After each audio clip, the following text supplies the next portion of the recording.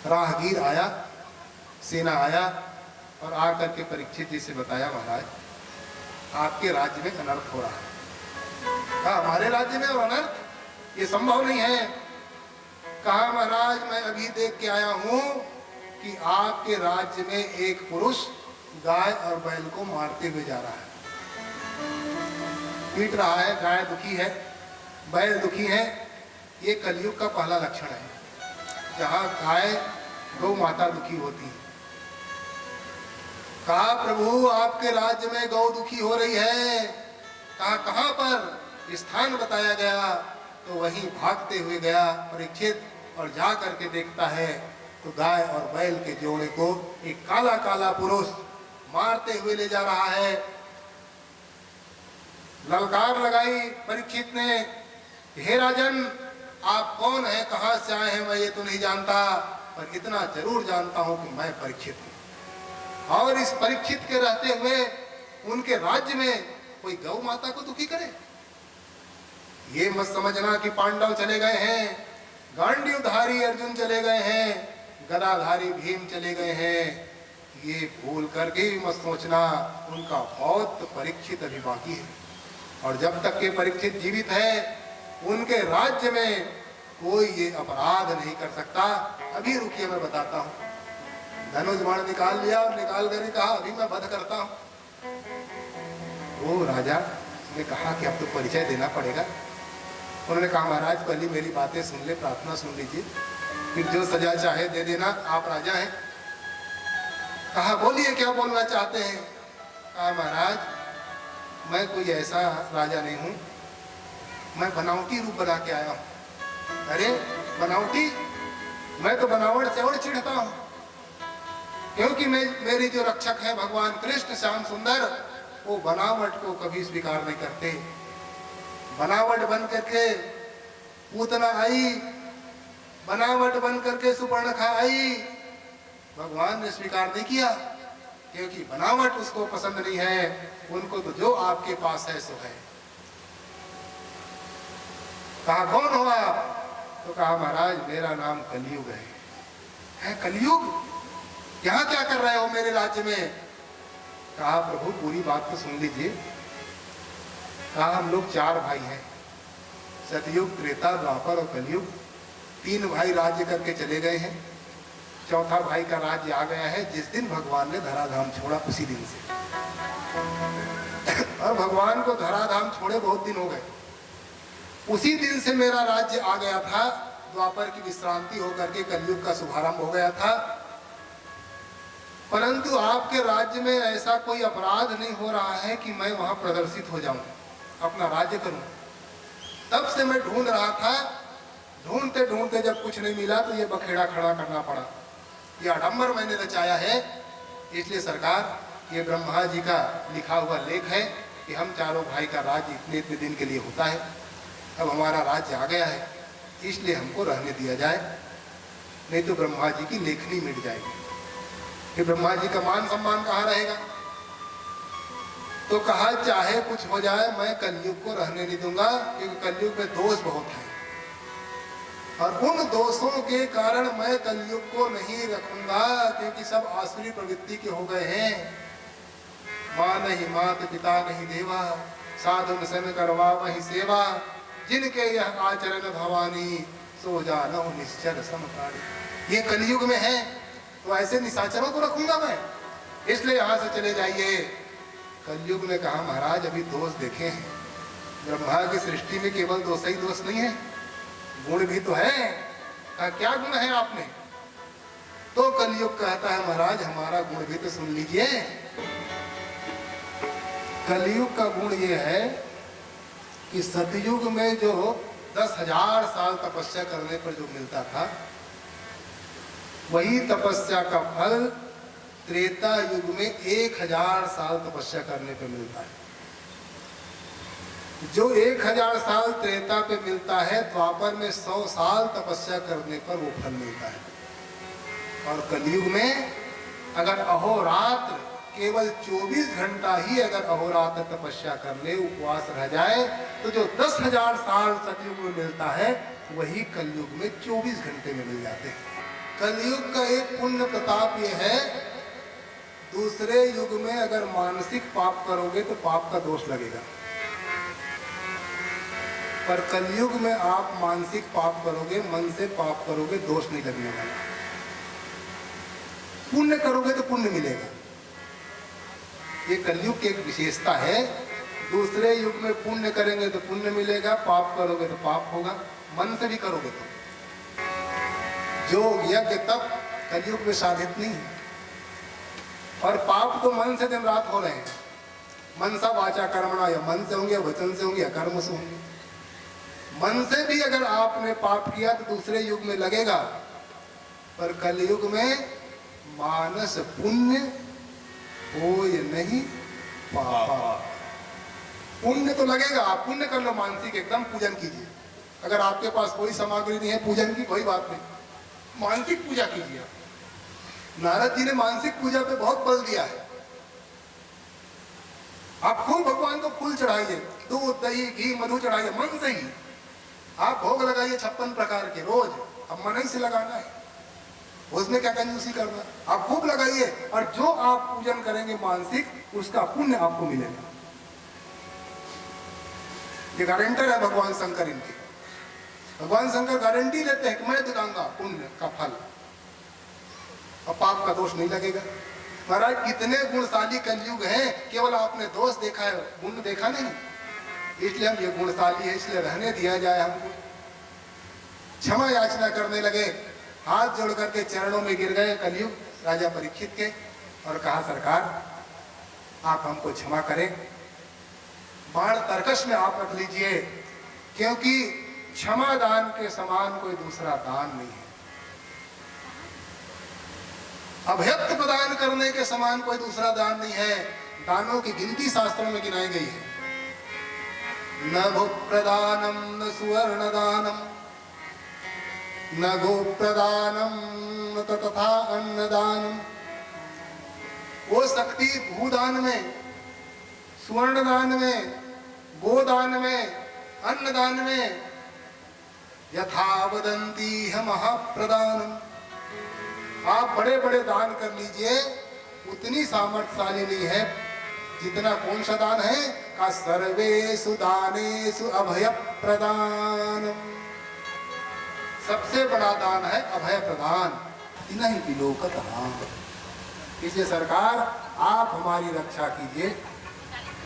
राजा तो राजा था, धर्मात्मा था, उन्होंने कहा अच्छा ऐसी बात है तो मैं आपको अभय प्रदान करता हूँ। उन्होंने अभय प्रदान कर दी।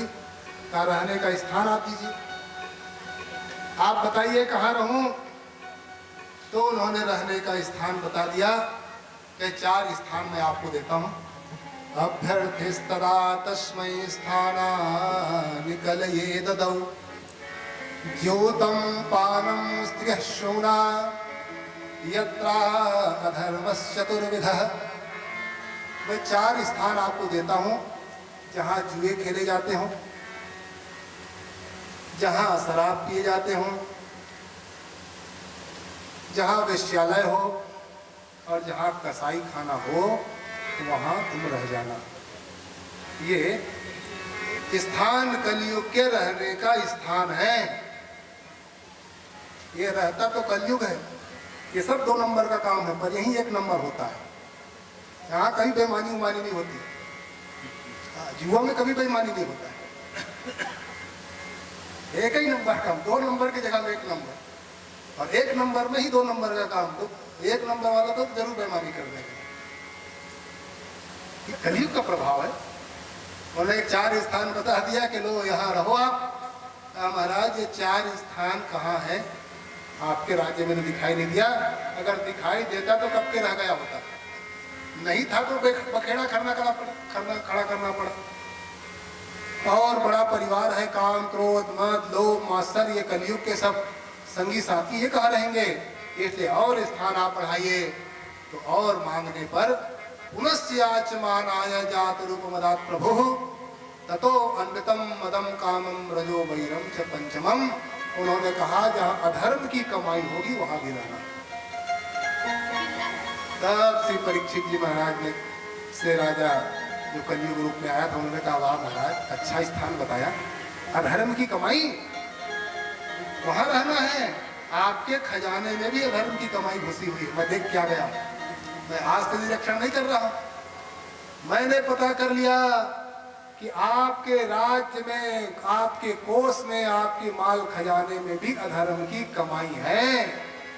अभी अभी मैं देख के आया हूं, इसलिए पहले राजा को कब्जा कर लूं, प्रजा तो कब्जा हो ही जाएगा। कहा अधर्म की कमाई, था अधर्म की कमाई वहां बहुत सारे मुकुट भरे पड़े थे जो दूसरे राजाओं को छीन करके लाए गए थे, बहुत भरा पड़ा था। अब पीछे पीछे कलयुग हो गया और कलयुग के साथ बात करने के कारण बुद्धि बिगड़ गई महाराज की। इसलिए दुष्टों से बहुत ज्यादा बात नहीं करनी चाहिए। बहुत दुष्टों के साथ बात करोगे तो उनका रंग आप पे चढ़ जाएगा। जैसे रहोगे संग वैसे चढ़ेगा रंग, रंग भी चढ़ता है। इसलिए सज्जनों का संग कीजिए, सतानाम संगः। अच्छे लोगों के साथ रहोगे तो अच्छा काम कराएगा आपको, किसी भी माध्यम से आपको अच्छा काम करा देगा। और बुरे लोगों के साथ रहोगे तो कहीं न कहीं फंसा के आपको बुरा काम करा ही देगा। तो इसीलिए अच्छे लोगों के साथ रहो। कलयुग के साथ वार्तालाप करने के कारण कुछ बुद्धि विकृत हुई और खजाने में पहुंच गया। मंत्रियों से कहा कि आज हमारे को धन देखने की इच्छा है कि हमारे राज्य में कितने कोष खजाने हैं। आज तक के कभी भी नहीं देखा था, सब गुटखिल में चल रहा था। ठीक है, मंत्री लोग देख रहे हैं। ये कलयुग का दूसरा लक्षण है, व्यक्ति के ऊपर अविश्वास हो जाना, विश्वास नहीं रहना। पहला लक्षण भोग में कष्ट, कलयुग का दूसरा लक्षण विश्वास ना होना। किसी को किसी के प्रति विश्वास नहीं है। न बाप को बेटे के ऊपर विश्वास है, न बेटे को बाप के ऊपर विश्वास है, न पति को पत्नी के ऊपर विश्वास है, न पत्नी को पति के ऊपर विश्वास है, न भाई को भाई के ऊपर विश्वास है, न समाज को चल रहा है। गुटखिल में तो चल रहा है। जब कहीं थोड़ी सी बात जब होती है तो सारे बातें निकल के आ जाता। उस दिन आपने वो किया था, वो और भाई भाई टूट करके वाली सुग्रीव की तरह हो जाता है। पति पत्नी बिखर जाते हैं, कई कई दिन तक के नहीं बोलते हैं। क्यों, सही है गलत? कई कई दिन तक के हम लोग पर बहुत शिकायतें आती हैं। इसीलिए जानते हैं, हम लोग तो शादी नहीं की है पर जानते जरूर है, क्योंकि बहुत सारी शिकायतें अपने पास आती रहती हैं। क्योंकि विश्वास ही नहीं है, कलयुग का लक्षण है। और कलयुग के लक्षण अपना लक्षण दिखा देता है। मंत्रियों के प्रति अविश्वास हो गया। कहा दिखाइए कहाँ कहाँ क्या राज्य है। अब वो लोग भी हिसाब किताब थोड़ी रखे थे, चल रहा था। कहा महाराज जब इच्छा है तो चलिए देखिए। अब कोस खजाना हाथी घोड़े देखते देखते आगे बढ़े। एक खजाने पे मुकुट भरा पड़ा था, मुकुट। अब वो मुकुट को निकलवाया, एक बहुत सुंदर मुकुट था। उस मुकुट को कहा इसको निकालिए, बढ़िया लग रहा है। कलयुग पीछे पीछे चल रहा था। वो मुकुट था जरासंध का। भीम ने छीन करके ला लिया था जरासंध से, जबकि उस मुकुट का अधिकार उनकी बेटे सहदेव को था, क्योंकि पिता के संपत्ति पर पुत्र का अधिकार होता है। इसीलिए जब किसी घर में या कोई राजा मर जाता था तो मुकुट पहनाते थे और राज तिलक करते थे। आज भी किसी के घर में कोई मुखिया जब चला जाता है तो पगड़ी रस्म की जाती है, पगड़ी पहनाए जाते हैं। सबके यहाँ हर समाज में परंपरा है और पूरे देश में परंपरा है, उसको पगड़ी पहनाई जाती थी। तो उसको अधिकार था, क्योंकि पुत्र को अधिकार होता है, परंतु छीन करके ला लिए थे, इसलिए अधर्म की कमाई थी। और वो मुकुट महाराज परीक्षित ने रखा और रख करके अपने सिर पे रख लिया। मुकुट लगा हुआ था, पहले दर्पण के जैसे मुकुट होते थे लोहे का। दर्पण में अपना चेहरा देखा मुकुट से और मंत्रियों से पूछने लगा, क्यों भाई अच्छा लग रहा हूँ, बढ़िया लग रहा है? मंत्री ने कहा महाराज क्या सुंदर है। ये कलयुग का तीसरा लक्षण। अच्छा नहीं लग रहा था क्योंकि राजा छोटे थे और मुकुट बड़ा था। जरासंध बहुत लंबा चौड़ा और राजा परीक्षित का कद काठी छोटा, मुकुट बड़ा था, सिर छोटा था, अच्छा नहीं लग रहा था। परंतु जो मंत्री थे, मंत्रियों ने कहा महाराज क्या बात है, क्या लग रहे हैं। ये कलयुग का लक्षण है, राजा के वाह वाह में वाह वाह करना। सचिव वैद गुरु तीन जो प्रिय बोलहि भयास, राज धर्म तन तीन कर, हो यही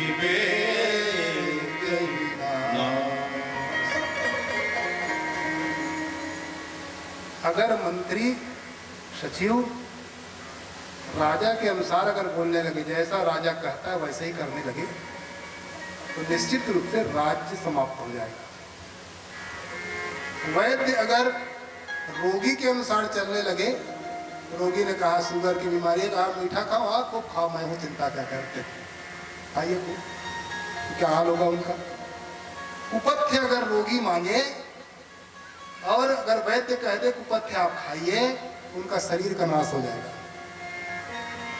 और गुरु अगर चेले के अनुसार चले, गुरु जी ने चेला ने कहा गुरु जी ऐसा करूं, चेला गुरु ने कहा अरे हम है, क्या चिंता है, जो करना है सो करो, हम बैठे, तो उनका धर्म नष्ट हो जाएगा। सचिव वैद्य गुरु तीन जो प्रिय भो नहीं भय आस, राज धर्म तन तीन कर, हो यही दे गई नाश। ये तय है।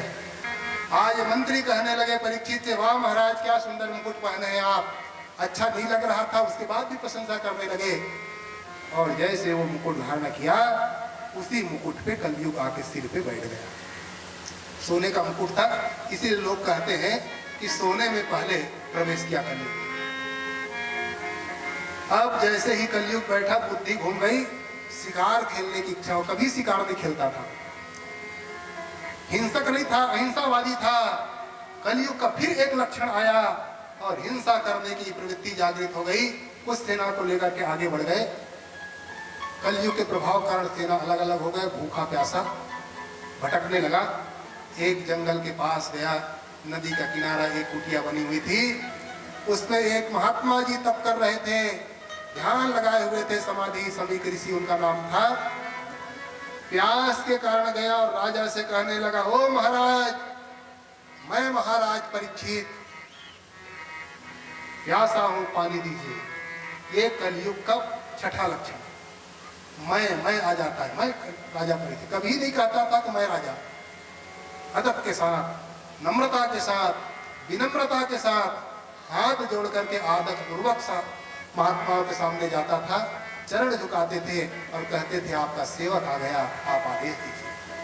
ये कहने वाला परीक्षित आज ये कह रहा है कि मैं राजा परीक्षित प्यासा हूं, आप पानी दीजिए। सातवां लक्षण आया, संतों की सेवा करता था आज तक के, आज संतों से सेवा लेने लगा। सेवा करने वाला आज कहने लगा कि सेवा कीजिए, ये कलयुग का लक्षण है। राजा कहने लगा पानी दीजिए, परंतु समाधि में थे और समाधि के समय मन अंतरंग होता है, बहिरंगता दूर हो जाती है, बाहर क्या हो रहा है उसका पता नहीं चलता। ये तो तब पता चलता है जब हम ध्यान में नहीं बैठे हैं। जिस दिन मन लगने लगेगा उसी दिन बाहर क्या हो रहा है उसको आपको भान नहीं होगा। परंतु स्थिति यह है कि जैसे हम मन लगाने बैठते हैं पूजन में, तो मन महाराज भागता है। माला लेके बैठिए, ध्यान करने बैठिए, तो आप तो बैठे रहेंगे, मनुआ महाराज भागेंगे यहाँ से। परीक्षित कहने लगा, मैं परीक्षित इस राज्य का राजा, मेरे ही राज्य में रहते हो, मेरा दिया खाते हो और एक गिलास पानी नहीं दे रहे हो। ये मन में विचार करके एक मरा हुआ सांप को उठाया, उठा करके गले में लपेट दी और लपेट के चला गया। इधर आ गया अपने स्थान पे, मुकुट उतारा, तब होश आया, अरे राम राम, इतना बड़ा अपराध मैंने किया है। अहो मया नीच मनार्यवत कृतम, मन में विचार आने लगा, ऐसे नीचों की भांति मैंने कर्म किया है, इसकी सजा ये होनी चाहिए, निरागसी ब्रह्मणि गुण तेजसी, इसी समय मेरे शरीर को जल के राख हो जाना चाहिए। मुकुट उतरने के बाद ध्यान आया और इस तरफ मरा हुआ सांप लपेट के चला गया। कुछ बच्चे खेल रहे थे। उन बच्चों ने देखा कि अरे ये कौन है जो अपने आप को महाराज परीक्षित कह रहा है अपने आप को, और मरा हुआ सांप महात्मा के गले में, कैसा ये राजा है। ऐसा विचार करके वहां से भागते गए और समीक जी का पुत्र महाराज श्रृंगी शाम के समय संध्या कर रहे थे। संध्या उपासना करनी चाहिए रोज सुबह और शाम। जो संध्या करता है उसी को ही पुण्य की प्राप्ति मिलती है। जो आप पुण्य करते हो, अगर संध्या उपासना नहीं करते तो पुण्य की प्राप्ति में संदेह है। संध्या करनी चाहिए। कहा गया है संध्या ये न विज्ञाता संध्या ये नानुपासिता जीव मानो भवे क्षुद्रो मृत श्वासाभिजायते। जो संध्या करने का अधिकारी है और वो संध्या नहीं करता है तो जीते जी शूद्र के समान है, मरने के बाद कुत्ते आदि योनि में जन्म लेता है। और पुण्य करता है वो सब समाप्त हो जाता है। ऐसे ही पानी को मथने के बराबर पुराना जमाना का पुण्य बचा है, जमा राशि उसी में चल रहा है। इसीलिए आवश्यक है कि हम संध्या करें, दोनों समय संध्या गायत्री करें, तब आपको पुण्य की प्राप्ति मिलेगी।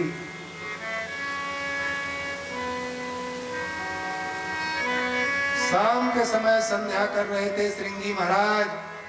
बच्चों ने आकर के कहा महाराज आप यहाँ भजन पूजन में लगे हो और आपके पिता के गले में मरा हुआ सांप, कैसे पुत्र हो? कहा मरे हुए सांप किसने डाला? कहा कौन है ये तो नहीं जानते, पर वो कह रहा था मैं राजा परीक्षित हूँ। कोई राजा परीक्षित है? अच्छा उन्होंने डाला? राजा होकर के सेवा करनी चाहिए। वो साधु से सेवा लेना चाहता था। ध्यान लगा करके सब जान गए और कौशिकी नदी में तो स्नान कर ही रहे थे, संध्या कर रहे थे। जल उठाया और जल उठा करके अभिमंत्रित किया और अभिमंत्रित करके उन्होंने श्राप दे दी लंघित मर्यादम तक्षकः सप्तमे नहीं। हे राजन, आप राजा होकर के राजा की जो धर्म है मर्यादा है उसका उल्लंघन किया है। लंघित मर्यादम, उल्लंघन किया है मर्यादा का, क्योंकि राजा का धर्म है संतों की सेवा करें और यहाँ संतों की सेवा लेना चाहते हो, ये आपका उल्लंघन किया हुआ मर्यादा है। इसलिए जाओ मैं आपको श्राप देता हूँ कि सप्तमे अहनी तक्षकः, आज से 7वें दिन तक्षक के काटने पर तेरी मृत्यु होगी। श्राप दे और श्राप देकर के आए अपने कुटिया में, रोने लगे। पिता के गले में मरा हुआ सांप देख करके तब तक के समीक ऋषि के समाधि से उठने का समय हो गया था। समाधि से जागे तो देखा बेटा रो रहा है। कहा बेटा क्यों रोते हो? कहा पिताजी मरा हुआ सांप आपके गले में पड़ा हुआ है। पिताजी ने कहा इतने रोने की क्या बात है, जिंदा तो है नहीं। अरे ये शरीर भी मरा हुआ ही है, ये भी भविष्य का मुर्दा ही है। वर्तमान में जिंदा लग रहा है पर भविष्य में ये भी वही हाल है। मुर्दे में अगर मुर्दा लटक भी गया तो रोना किस बात का बेटा, क्यों रो रहा है तू? कहा पिताजी उस महाराज परीक्षित ने मरा हुआ सांप डाला है। कहा बेटा बदले में तुमने तो कुछ नहीं किया, श्राप तो नहीं दिया। आंखें बंद करके देखा और समझ गए हो तुमने श्राप दे दिया। कहा हे पुत्र ये तुमने बहुत गलत किया, तुमको श्राप नहीं देना चाहिए था, क्योंकि वो जो महाराज परीक्षित है वो परीक्षित कोई सामान्य नहीं है।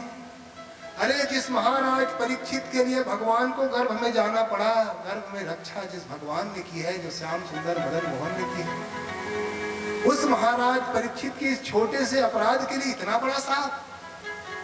हे राजन, हे पुत्र, यही एक ऐसा राजा था जो धर्म सापेक्ष राजा था। इसके बाद जितने राजा होंगे सब धर्म निरपेक्ष हो जाएंगे, कोई धर्म को नहीं मानेगा। अब राजा ही जब धर्म नहीं मानेगा, धर्म निरपेक्ष हो जाएगा, तो प्रजा क्या धर्म मानेगी? और ये दोष आपको लगेगा क्योंकि आपने इसको श्राप दिया है।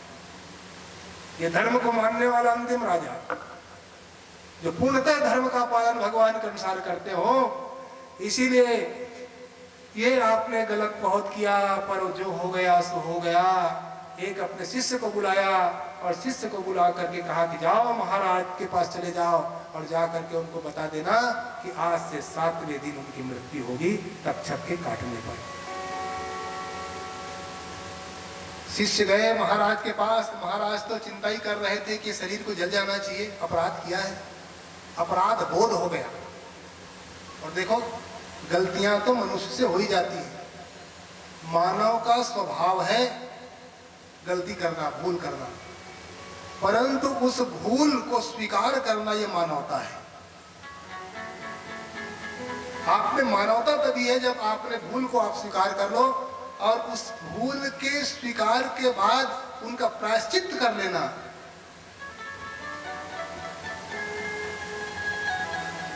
उस भूल के एवज में जो शास्त्रों में लिखा हुआ है उस कर्म को कर लेना, यही सबसे बड़ा प्रायश्चित है। इससे बड़ा प्रायश्चित तो दुनिया में कुछ नहीं। भूल करना ये तो मानव का स्वभाव है, स्वीकार करना ये मानवता है, पर भूल को करके उसका पश्चाताप करके उसका प्रायश्चित कर लेना ये सबसे बड़ी बात है।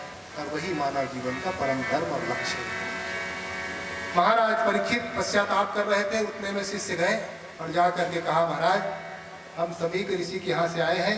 कहा आज हम गए थे, मरा हुआ सांप सर्प जिनके गले में डाले। कहा महाराज उनके बेटे ने आपको श्राप दिया है कि आज से 7वें दिन तक्षक के काटने पर आपकी मृत्यु होगी। कहो 7 दिन का समय, सबके जीवन में 7 ही दिन है, 8वां तो आएगा नहीं। कहा 7 दिन का समय है, इसका मतलब यह है कि 7 दिन तक के मैं जीवित रहूंगा। इसकी गारंटी कि 7 दिन मुझको कुछ नहीं होगा। लोगों को तो ये पता नहीं है कि आज के बाद कल क्या होगा, कल क्या 1 घंटे बाद क्या होगा, 1 घंटा भी नहीं पीठ के पीछे क्या हो रहा है, ये भी लोगों को पता नहीं है। ना जाने कहाँ मारी है का घर का परदेश, जाने वो काल कब आएगा पता चला। अभी तो थे, कथा सुन रहे थे और चलते चलते चले गए। एक कवि था, एक कवि अपने मित्र को कहा कि चलो कथा सुनने चलना है, धर्म काम हो रहा है, चलो। तो मित्र ने कहा मित्र क्या बताऊं, उठने की हिम्मत नहीं है, घुटने काम कर नहीं रहा है, स्वास्थ्य ठीक नहीं है, मित्र आप सुन के आ जाओ। मेरा कहाँ भाग्य। मित्र ने कहा कवि था कि ठीक है भाई मैं जाता हूँ।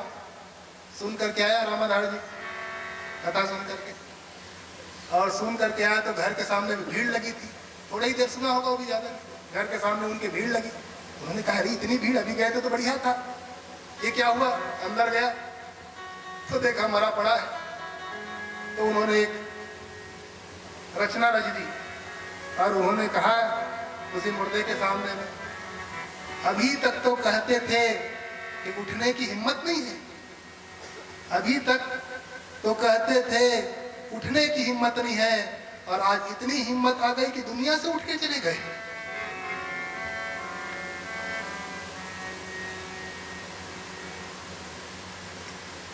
प्रायश्चित कर्मों का ये सबसे अत्यंत आवश्यक है।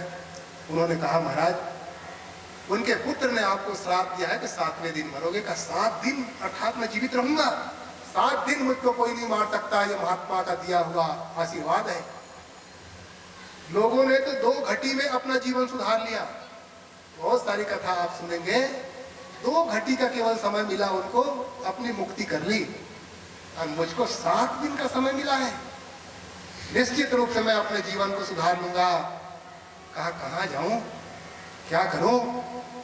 तो सोचा कि सबसे सुंदर स्थान है, मरना ही है तो क्यों ना गंगा किनारे चले जाऊं। इसीलिए हमने पहले भी कहा था कि मल त्याग भी व्यक्ति करता है तो साफ सुथरा घर देखता। बाथरूम गंदा रहे तो लोग कहते रहे गंदा इसमें नहीं जाऊंगा, मैं बाहर जाऊंगा।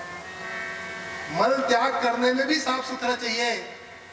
शरीर को छोड़ना है जो इतनी कीमती बेशकीमती है, भगवान ने चयन करके दिया है, अगर इनको छोड़ना है तो स्थान तो अच्छा होना चाहिए। तो शरीर छोड़े तो कहाँ छोड़े? तो शास्त्रकार कहते हैं अगर आपको तपस्या करना है तो रेवा तटे तपः कुर्यात् मरणम जाह्नवी तटे। अगर तपस्या करना है तो नर्मदा के किनारे जाइए, जल्दी सिद्धि मिलेगी। और मरना है तो गंगा के किनारे जाइए, गंगा आई ही इसीलिए। गंगा के किनारे पहुंच गए राजपाट छोड़ करके, और गंगा जी की बड़ी महत्ता है। कोई नाम भी गंगा जी का ले दे, नाम केवल, तो नाम लेते ही व्यक्ति तर जाता है। गंगा गंगेत यो ब्रूयात् योजना नाम सतैरपि मुच्यते सर्व पापेभ्यो विष्णुलोकं स गच्छति। केवल करोड़ों किलोमीटर से आप केवल गंगा गंगा कह दीजिए तो आपकी मुक्ति हो जाएगी। इसीलिए तो अंतिम में गंगा के किनारे हम मरने नहीं जा पाते, तो घर वाले कहते हैं मुख में 2 बूंद गंगा जल डाल दो ताकि गंगा का सहारा मिल जाए। भगवत गीता किंचित धीता गंगा जल कणिका पीता भज गोविंदम गोविंदम भज मोड़ करके। भगवत पाद शंकराचार्य जी कहते हैं आप गंगा किनारे नहीं जा पाए कोई बात नहीं, 2 बूंद गंगा का जल अपने मुख में ले लीजिए, भगवत गीता थोड़ा कानों में सुन लीजिए, भगवान का स्मरण कर लीजिए, आपकी सद्गति हो जाएगी। इसलिए जो महात्मा है वो प्रतिदिन गंगा जल पीते हैं। इसलिए आपको भी रोज का नियम बनाना चाहिए, आप पूजन कीजिए और रोज गंगा जल पीजिए। जाने कब किस क्षण अंतिम क्षण आ जाए किसी को पता नहीं, ना जाने कहाँ बारी है का घर का परदेश, क्या पता किसको। इसलिए रोज गंगा जल और महाप्रसाद तुलसी दल रोज लीजिए आप, उनका सहारा आपको रहेगा, उनका सानिध्य आपको मिलेगा।